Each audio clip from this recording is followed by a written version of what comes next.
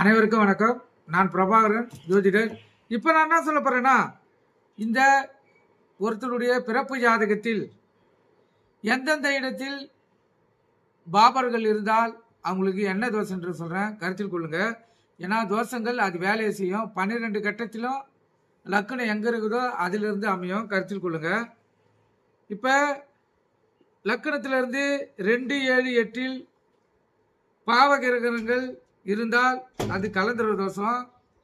அதே போல் மாங்கல்ய தோஷத்தையும் தரும், கருத்தில் கொள்ளுங்க. அதே போல் 3 இருக்கும் கிரகங்கள் பாவகிரகங்களாக இருந்தால் அது சகோதர தோஷத்தை தரும். அதே போல் 4 இருக்க கிரகங்களுக்கு தாய் தோஷத்தை ஏற்படுத்தும். 5 புத்திர தோஷம், பூர்வீக சொத்து இழப்பு தோஷத்தை தருகின்றன.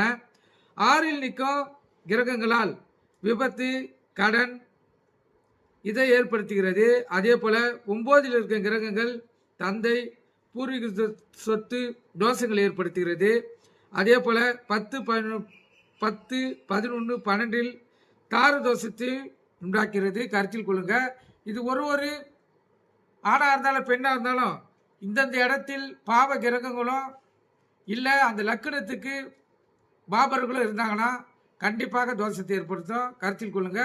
அந்த தோஷத்துக்கு நிவர்த்தி செய்து தோஷத்தை கழிச்சாதான் அவங்களுக்கு அதனுடைய பலன் கிடைக்கும். கருத்தில் கொண்டு பயன்பெறுங்க. நன்றி, வணக்கம்.